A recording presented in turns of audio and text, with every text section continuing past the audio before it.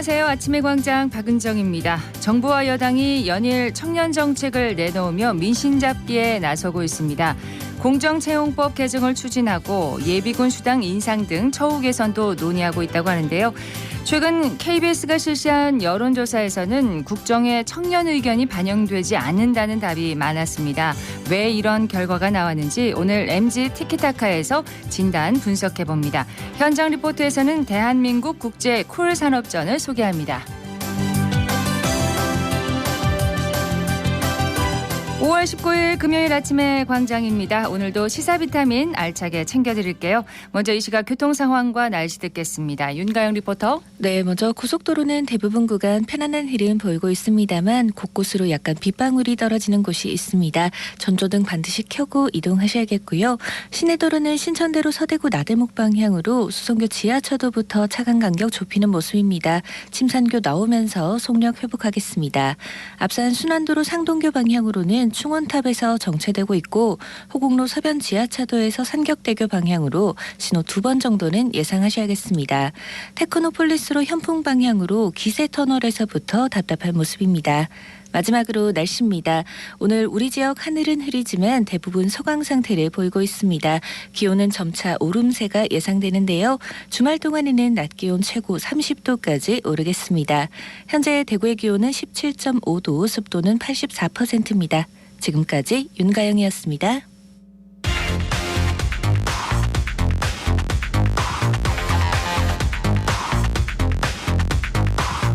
빠르고 정확하게, 명쾌하고 날카롭게 대구 경북의 오늘을 보는 KBS 대구 아침의 광장과 함께하고 계십니다.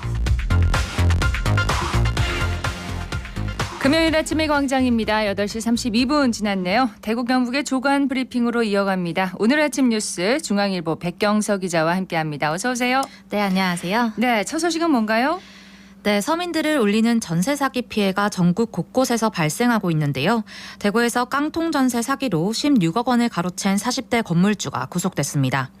대구 동부경찰서에 따르면 40대 A씨는 다세대 주택 한 채를 매입한 뒤 전세를 내주고 받은 보증금을 가로챘습니다. 무자본 갭 투자 방식인데요.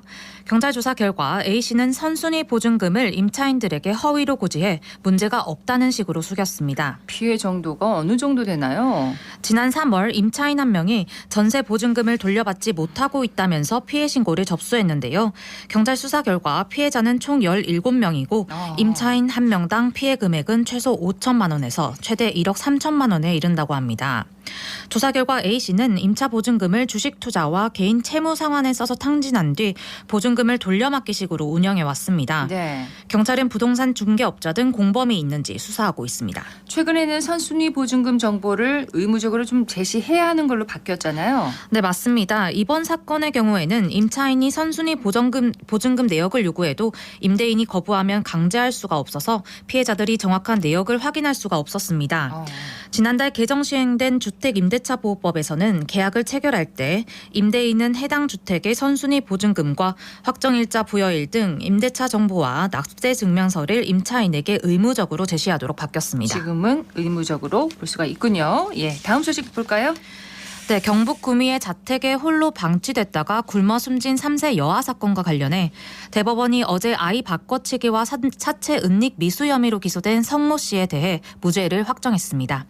다만 석 씨가 아이의 사체를 은닉하려고 시도한 것과 관련해서는 징역 2년에 집행유예 3년을 선고한 원심을 확정했습니다. 그러니까 당초 외할머니로 알려졌었던 석 씨가 DNA 검사로 친모로 밝혀졌던 사건이죠. 네, 맞습니다. 검찰은 석 씨가 지난 2018년 3월 말부터 4월 초 사이 구미의 한 산부인과에서 친딸이 출산한 아이를 비슷한 시기에 자신이 몰래 출산한 아이와 바꿔치기해서 어딘가에 빼돌렸다며 기소했습니다. 아이는 둘인데 석 씨가 낳은 아이는 사망, 석 씨 손녀는 실종됐다고 본 겁니다. 네. 재판부는 석 씨가 산부인과에서 아이 바꿔치기를 했다는 직접적인 증거가 없다고 봤습니다. 석 씨도 출산 사실을 강력하게 부인해 왔는데요. 가장 문제는 사라진 아이의 행방을 알 길이 없다는 겁니다. 사건은 결국 영구 미스테리로 남게 됐습니다. 그러네요. 5번의 재판 끝에 이제 결론은 났는데 사라진 아이는 결국 찾지를 못했습니다. 다음 소식으로 가볼까요? 네, 대구시가 달성군 가창면의 수성구 편입에 대해 대구시 의회 동의 절차를 밟기로 했습니다. 대구시는 오는 30일 오후 가창 면사무소에서 지역 주민들을 대상으로 설명회를 가질 예정입니다. 이어 다음 달 초에는 관할 구역 경계 변경 조정 신청에 대한 동의안을 대구시 의회에 제출해 동의를 구하기로 했는데요. 네. 재적의원 과반수 출석에 출석의원 3분의 2 이상 동의를 받으면 가결됩니다. 대구시는 동의안이 대구시 의회를 통과할 경우 지역 주민을 상대로 한 실태조사 결과와 의회 동의서까지 첨부해서 행정안전부에 편입 신청을 할 계획입니다. 그렇군요. 소식을 하나 더 듣겠습니다. 네, 경상북도가 LH와 함께 장애인을 위한 공공임대주택을 지원합니다. 경북도는 어제 장애인을 위한 공공임대주택 지원 업무 협약을 체결했는데요. LH의 장애인 자립을 위한 임대주택 공급을 요청하면 LH는 보유한 임대주택을 제공하게 됩니다. 임대기간은 25년에서 30년 정도로 장기간이며 경북도는 민간 시세 대비 20에서 30% 저렴하게 임차료와 운영 관리에 필요한 예산을 지원합니다. 어느 시군에서 임대주택을 제공하나요? 네, 포항, 문경, 울진, 영덕 등 4개 시군에서 발달장애인 자립생활체험주택을 운영하고 경주에는 중증장애인 자립생활체험홈을 건립합니다. 또 경산, 포항, 경주, 구미에는 중증장애인 생활센터를 건립할 계획입니다. 네, 오늘 아침 뉴스 중앙일보 백경서 기자였습니다. 고맙습니다. 네, 고맙습니다. 저는 경북대학교 전자공학부에 재학 중인 장현빈입니다. 지난해 달서 전국 대학생 발명 아이디어 콘테스트에서 스테디 카시트라는 발명 아이디어를 출품해서 대상을 수상한 경험이 있습니다. 어린 아이를 양육 중이신 연구실 선배님의 차를 얻어 타게 된 날이 있었습니다. 뒷좌석에 놓인 유아용 카시트가 흔들리는 것을 보았습니다. 이러한 차량의 진동과 좌우 쏠림이 영유아의 예민한 신체에 좋지 않을 것이라고 생각해서 관련 기사와 논문들을 찾아보았고 예상대로 영유아의 뇌 성장에 악영향을 끼친다는 사실을 알 수 있었습니다. 따라서 유아용 카시트에 전해지는 진동이나 쏠림을 완화시킬 수 있는 발명품이 필요하다고 생각하게 되었습니다. 스테디 카시트를 발명하면서 세상에 의미 없는 경험은 없다는 것을 깨달을 수 있었습니다. 이제는 과거의 많은 경험들이 앞으로의 삶에 어떠한 방식으로든 도움이 될 것이라고 생각하는 계기가 되었습니다. 앞으로의 계획은 학교 연구실에서 열심히 공부를 하고 세상에 이로운 기술을 만들어낼 수 있는 연구자가 되고 싶습니다. 오늘은 발명의 날인데요. 이번 발명의 날을 맞아 우리 곁에 존재하지만 무심코 지나쳤던 불편들을 살펴보고 우리가 일상 속 발명가가 될 수 있으면 좋을 것 같습니다.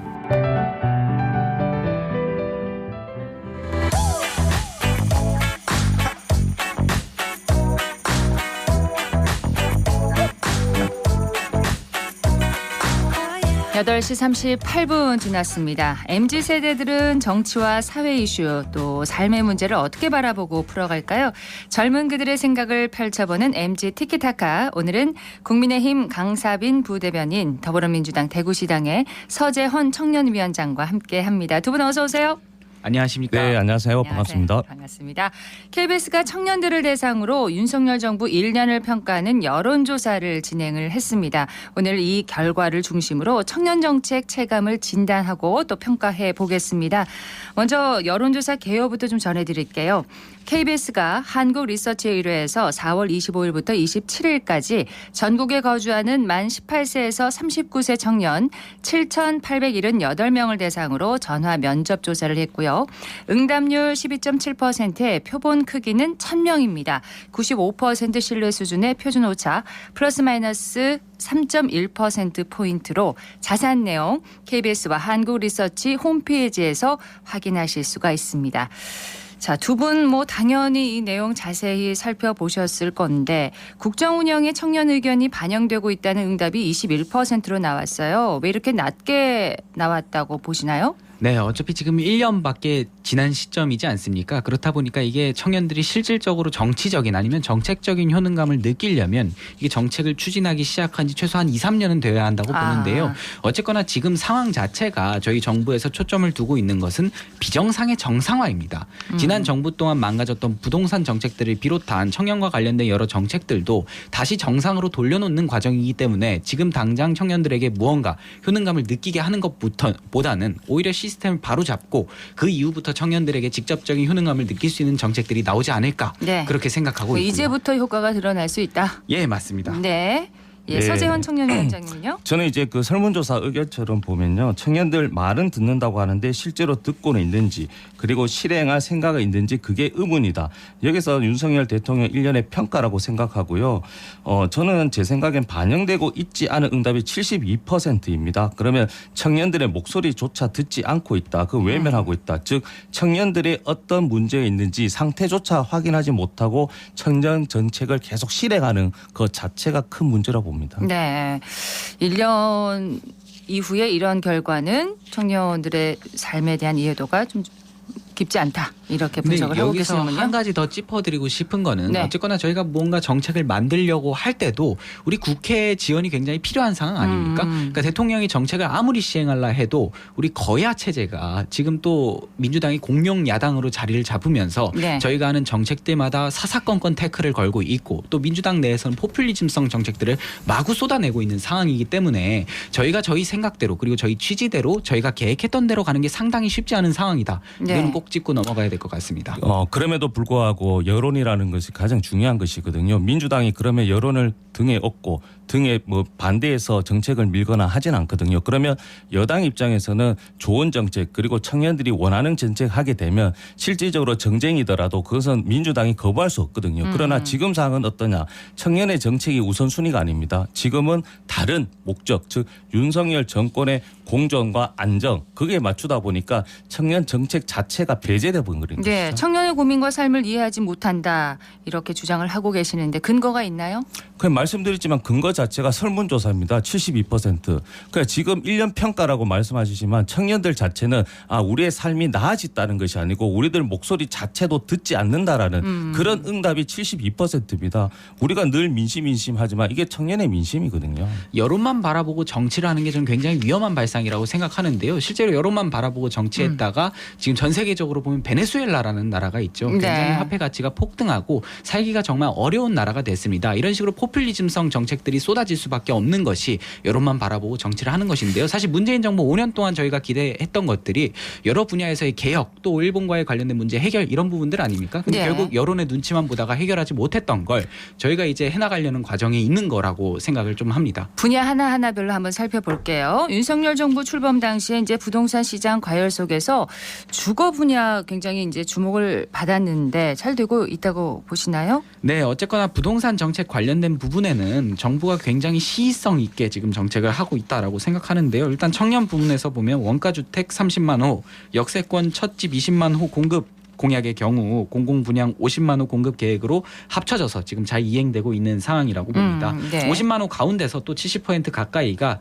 MZ세대라고 일컬어지는 2030 세대에 집중이 되고 있기 때문에 또 여기에서 미혼 청년 관련된 부분이 생겼다고 합니다. 네. 요새 청년들이 결혼을 많이 안 하니까 이 부분까지도 감안해서 지금 정책을 추진 얘도 중입니다. 어떻게 보세요? 네, 그러니까 이제 정책을 안 하는 것보다 훨씬 낫죠. 그러나 이것이 이제 수도권 위주로 많이 하죠. 그냥 어쩔 수 없다. 왜 청년들이 수도권에 많이 있고 주민들의 대한민국의 거의 반이 수도권에 있긴 한데 거기도 자세히 들여다보면 뭐 20평에 반값이 하지만 3억입니다. 그러나 대구는 보십시오. 30평에 2억짜리 집도 있거든요. 사실은. 그러면 지역마다 맞춤형 정책이 나왔는데 획일적인 그러니까 이제 수도권만을 위한 그러니까 청년들 특히 지방에 있는 청년들은 더 소외되는 것이고 상대적 박탈감이 더 심각한 것이죠. 예, 수도권뿐만 아니라 지역 특성에 맞게 이렇게 주거 정책도 좀 마련을 해달라는 말씀이시고 주 69시간 근로시간 개편안에 대해서도 좀 짚고 넘어가야 될 것 같은데요.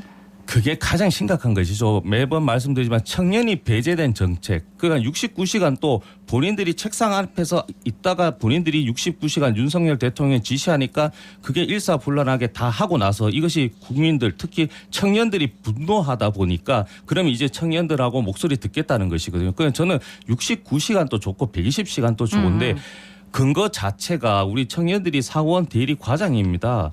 이분들이 일이 많을 때는 당연히 일을 시키자면 그러면 그 남은 시간을 한 달 동안 휴가를 갈 수 있냐. 대체 인력도 없어요. 예. 그러니까 이게 청년의 삶 특히 직장인의 삶 자체가 이해가 무지한 상태에서 정책이 나오다 보니 이게 혼란에 대한 혼란인 것이죠. 저는 그러면 여기서 좀 반문을 하고 싶은 게 더 일하고 더 벌고 싶다는 청년은 청년이 아닌 겁니까?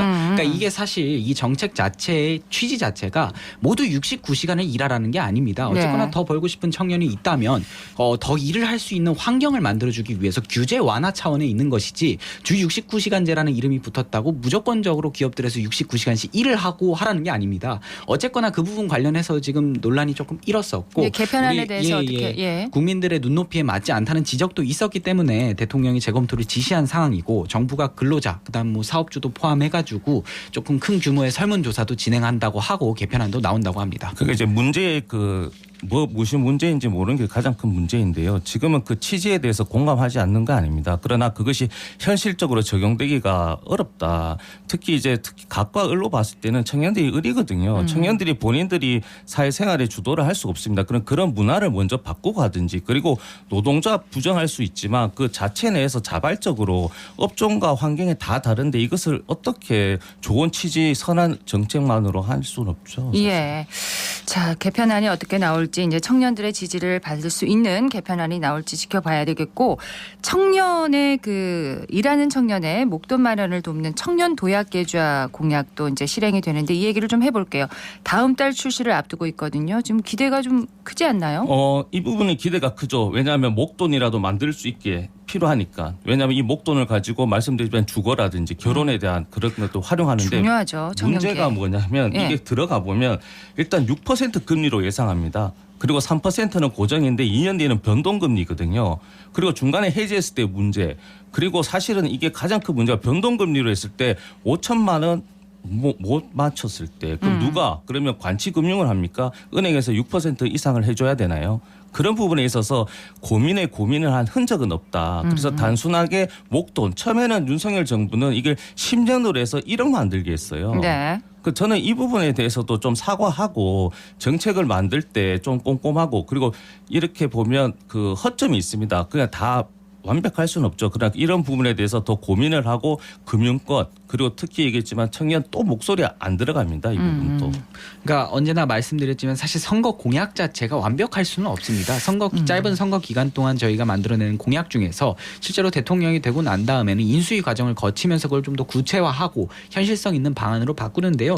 저희가 생각하기에는 문재인 정부 때도 비슷한 상품이 있었습니다. 당시 청년 희망 적금이 있었는데 이때도 출시한 지 1년도 안 돼서 45만 명 그러니까 250만 명에서 210만 명 규모로 줄은 걸 보면 사실 해지한 인구가 40만 명 정도 된다. 그런 부분들을 참고해가지고 조금 더 약점을 보완하고 어쨌거나 우리가 취지로 두고 있는 건 청년들이 목돈을 조금 자산을 형성할 수 있게 하는 것이 목적이다 보니까 그 취지에 맞게 준비를 하고 있기 때문에 이건 조금 기대해 주셔도 괜찮지 않나 그렇게 생각합니다. 근데 이제 사실은 이게 목돈을 만들 수 있는 환경 자체가 월 70만 원 하는데요. 저도 뭐 이게 육아생활도 가정생활도 하다 보면 70만 원 청년이 70만 원씩 계속 저축을 할 수 있는 환경이 되나. 그리고 지역 같은 경우는 임금이 월 막 250 정도.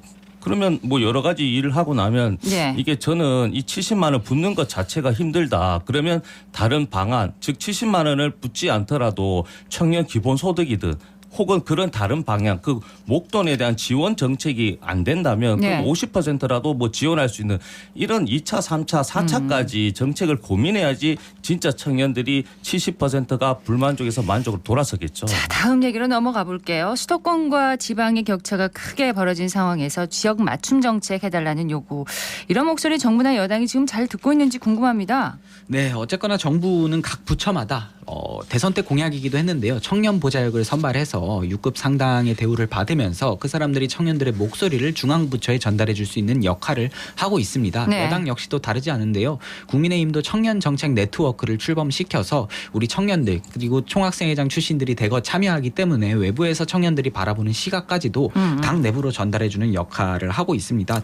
저는 청년 보좌역이 중요한 게 아니고 진짜 청년 목소리 들어야 되는데요. 지금 장해찬 최고위원 또 보면은 다 야당 공격수로 활용됩니다. 저는 윤석열 정부가 청년 정치인들, 청년들을 활용하는 목적이 굉장히 불순하다 보는 것인데요. 네. 이렇게 훌륭한 청년들이 있는데 청년의 목소리가 아니고 계속 청년 보좌역 그러는데요. 정부 부처에 청년 보좌역 한 명 있다고 청년들 목소리 들려지지 않습니다. 그래서 청년 최고위원회 후보들 공약 그 토론회도 보시면은 청년들 부산 청년 후보도 그때 한번 언급하시던데 지역마다 다르기 때문에 지역별로 좀 맞추면 그리고 예산에 대해 줄 수 있는 부분 이런 정책적인 부분을 나가야 되는데요. 예. 지금은 청년들이 활용된다는 게 가장 큰 문제입니다. 예. 어쨌든 두 분이 얘기하시는 건 결국은 우리 사회 모두가 청년들이 행복하게 살 수 있는 환경을 좀 만들어 달라는 그런 주장인 거잖아요. 네. 앞으로 정책 방향성을 마지막으로 한마디씩 좀 듣겠습니다. 어쨌거나 윤석열 정부는 비정상의 정상화에 초점을 두고 있고요. 그 맥락으로 3대 개혁을 지금 기조로 걸고 있습니다. 우리 청년들에게 내버려 둬서는 나중에 크게 정말 위험할 수 있는 부분들을 꼭 시정해야 된다는 이제 목적 아래 함께 네. 나아가고 있는 상황입니다. 저는 이제 불확실성의 극대화라고 표현하고 싶은데요. 청년들이 이제 정책들 신뢰하지 않습니다. 그럼 지금이라도 장해찬이라든 강사빈이라든 훌륭한 청년 정책들이 있거든요. 그리고 장학재단도 있고 여러 가지 좋은 제도나 시스템이 다 있습니다. 그러면 청년 정치인들이 좀 더 윤석열 대통령의 성공을 위해서라면 청년들의 목소리 듣고 그걸 정책에 반영하고 요구해야 된다고 생각합니다. 두 분도 목소리 많이 내주십시오. 네, 예. 알겠습니다. 여기서 마무리하겠습니다. MG 티키타카 국민의힘 강사빈 부대변인 더불어민주당 대구시당의 서재헌 청년위원장과 함께했습니다. 고맙습니다. 감사합니다. 네, 감사합니다.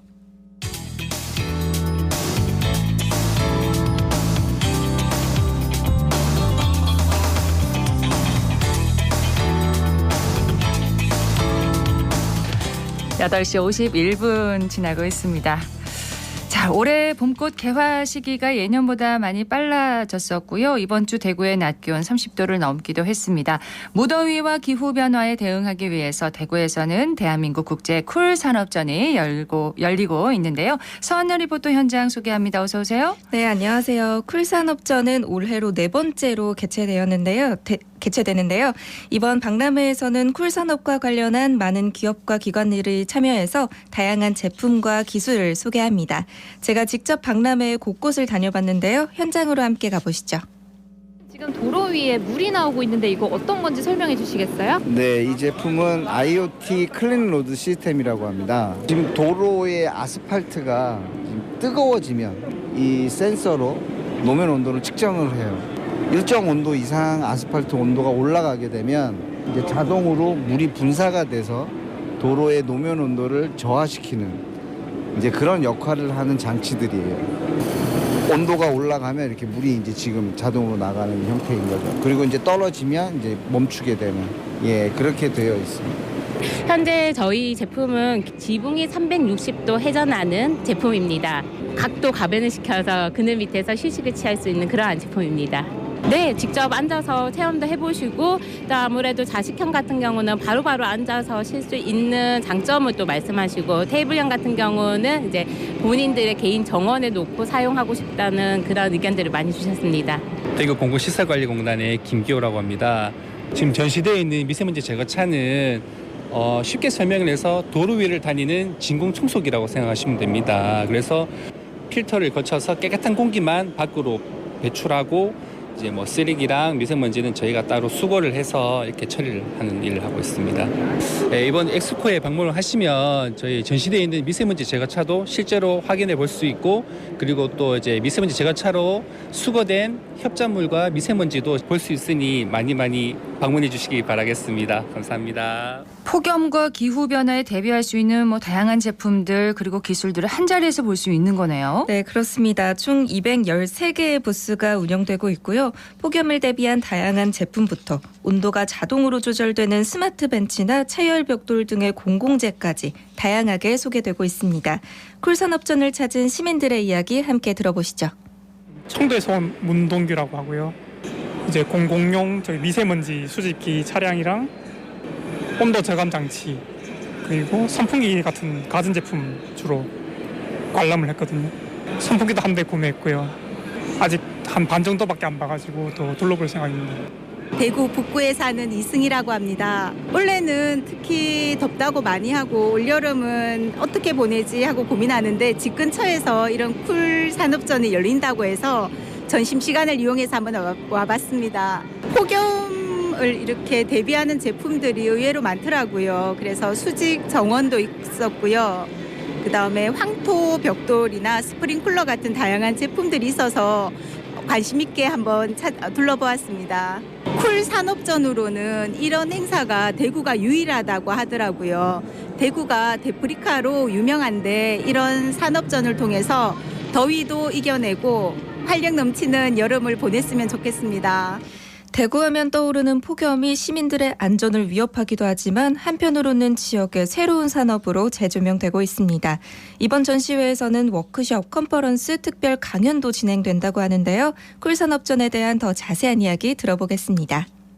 대구시 안전정책과장 서정목입니다. 전국에서 유일한 폭염 소재 안전산업 전시회로 올해 4회째입니다. 폭염 등 이상기온으로 인한 각종 재난에 선제적으로 대응하기 위해 대구시가 가장 먼저 시작했지만 금년부터 재난안전산업진흥법이 시행되어 앞으로 유사한 산업 전시회가 많아질 걸로 생각합니다. 특히 올해부터 환경부와 대구기상청의 후원을 받아 환경과 기후변화까지 범위를 확대했습니다. 국내 60개 우수기업과 기관이 참여해 213개의 부서를 운영하고 있으며 수출 구매 상담을 지원하고 있습니다. 전국 재난안전공무원 워크숍, 그다음에 대구정책연구원이 쿨산업진흥 컨퍼런스를 부대 행사로 함께 진행하고 있습니다. 건설, 건축 분야, 또 재난안전 분야 전문가와 공무원, 기업인 등 수요자와 공급자를 서로 연결시켜주고 쿨산업 테스트베드를 조성해 국제적인 행사로 발전시켜 나가겠습니다. 폭염이 특화된 대구시가 개최하는 이번 쿨링 엑스포 전시회에 모든 시민분들께서 많은 관심을 가지고 적극적으로 참여해 주시기를 부탁드립니다. 네, 쿨산업전은 오늘까지 엑스코에서 열립니다. 한번 방문해 보시죠. 서한나 리포터 소식 잘 들었습니다. 네, 고맙습니다. 오늘 대구 경북 지역 흐린 가운데 낮 기온 조금 오르겠습니다. 대구와 안동의 낮 최고 기온 25도, 포항은 20도로 예상되고요. 미세먼지 농도 좋음 수준을 보이겠습니다. 5월 19일 아침의 광장 오늘 순서 여기까지입니다. 고맙습니다.